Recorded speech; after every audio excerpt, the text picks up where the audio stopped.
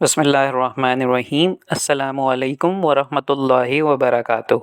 صرف 5 منٹ کا مدرسہ قرآن و حدیث کی روشنی میں 2 ربیع الاول۔ سلسلہ نمبر 1، اسلامی تاریخ۔ حضرت یحییٰ علیہ السلام کے بارے میں۔ حضرت یحییٰ علیہ السلام حضرت زکریہ علیہ السلام کے فرزند اور اللہ تعالیٰ کے نبی تھے۔ وہ نیک لوگوں کے سردار اور زہد و تقوی میں بے مثال تھے۔ اللہ تعالیٰ نے بچپن سے ہی علم و حکمت سے نوازا تھا۔ انہوں نے شادی نہیں کی تھی، مگر اس کے باوجود ان کے دل میں کبھی گناہ کا خیال بھی پیدا نہیں ہوا، اور وہ اللہ تعالیٰ کے خوف سے بہت رویا کرتے تھے۔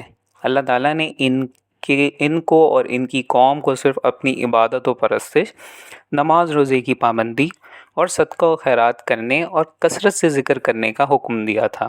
چنانچہ انہوں نے اپنی قوم کو بیت المقدس میں جمع کر کے اللہ کے اس پیغام کو سنایا۔ ان کی زندگی کا اہم کام حضرت عیسیٰ علیہ السلام کی آمد کی بشارت دینا اور رشد و ہدایت کے لیے راہ ہموار کرنا تھا۔ جب انہوں نے دعوت و تبلیغ کا کام شروع کیا اور اپنے بعد حضرت عیسیٰ علیہ السلام کے آنے کی خوشخبری سنائی، تو ان کی بڑھتی ہوئی مقبولیت یہودی قوم کو برداشت نہ ہو سکی اور حجت بازی کر کے اس عظیم پیغمبر کو شہید کر ڈالا اور اپنے ہی ہاتھوں اپنی دنیا و آخرت کو برباد کر لیا۔ سلسلہ نمبر 2، حضور صلی اللہ علیہ وآلہ وسلم کا معجزہ۔ تھوڑی سی کھجور میں برکت۔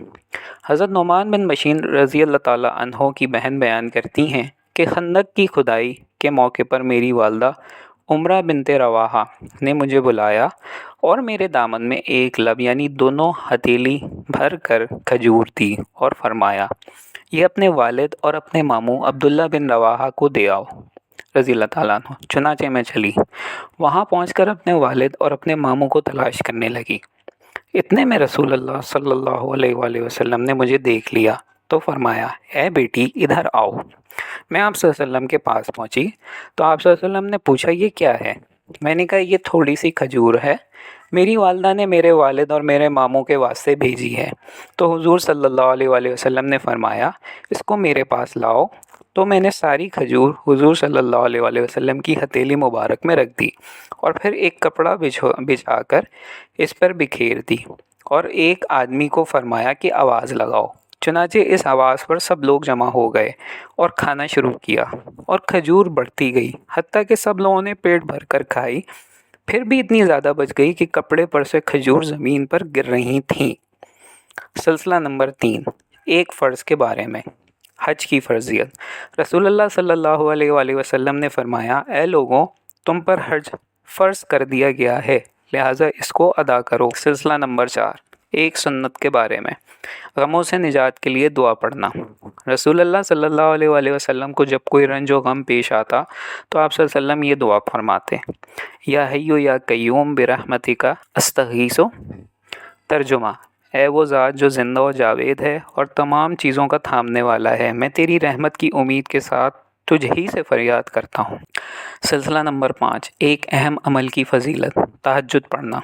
رسول اللہ صلی اللہ علیہ وآلہ وسلم نے فرمایا، جب کوئی آدمی رات کو اٹھ کر اپنی بیوی کو بیدار کرتا ہے اور اگر اس پر نیند کا غلبہ ہو تو اس کے چہرے پر پانی چھڑک کر اٹھاتا ہے اور پھر دونوں اپنے گھر میں کھڑے ہو کر رات کا کچھ حصہ اللہ کی یاد میں گزارتے ہیں تو ان دونوں کی مغفرت کر دی جاتی ہے۔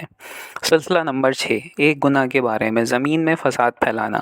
قرآن میں اللہ تعالیٰ فرماتا ہے، بے شک وہ لوگ جو اللہ سے پکا عہد کرنے کے بعد توڑ ڈالتے ہیں اور ان رشتے ناتوں کو بھی توڑ ڈالتے ہیں جن کو اللہ نے جوڑے رکھنے کا حکم دیا ہے اور زمین میں فساد پھیلاتے پھرتے ہیں، تو ایسے لوگ بڑے خسارے والے ہیں۔ سلسلہ نمبر 7، دنیا کے بارے میں۔ دنیا مانگنے والا۔ قرآن میں اللہ تعالیٰ فرماتا ہے، لوگوں میں سے بعض لوگ ایسے بھی ہیں جو کہتے ہیں کہ اے ہمارے پروردگار، ہم کو جو کچھ دینا ہے دنیا ہی میں دے دیجئے، تو ان کو جو کچھ ملنا ہوگا وہ دنیا ہی میں مل جائے گا اور ایسے شخص کو آخرت میں کچھ نہ ملے گا۔ سلسلہ نمبر 8، آخرت کے بارے میں۔ جنتی کا تاج۔ رسول اللہ صلی اللہ علیہ وآلہ وسلم نے فرمایا، اہل جنت کے سر پر ایسے تاج ہوں گے جن کا ادنا سے ادنا موتی بھی مشرق و مغرب کے درمیان کی چیزوں کو روشن کر دے گا۔ سلسلہ نمبر 9، طب نبوی سے علاج۔ کلونجی۔ شونیز میں ہر بیماری سے شفا۔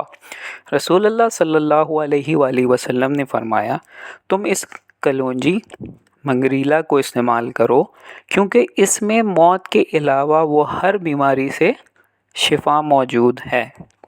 سلسلہ نمبر 10، نبی صلی اللہ علیہ وآلہ وسلم کی نصیحت۔ رسول اللہ صلی اللہ علیہ وآلہ وسلم نے فرمایا، جب تم کو کسی بھائی سے محبت ہو جائے تو اس سے اس کا، اس کے باپ کا اور اس کے دادا کا نام معلوم کر لو، اور اس کے قبیلے اور گھر کا پتہ معلوم کر لو۔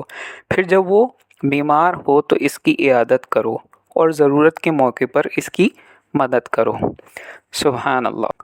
اللہ تعالیٰ عمل کرنے کی توفیق عطا فرمائے۔ جزاکم اللہ خیر۔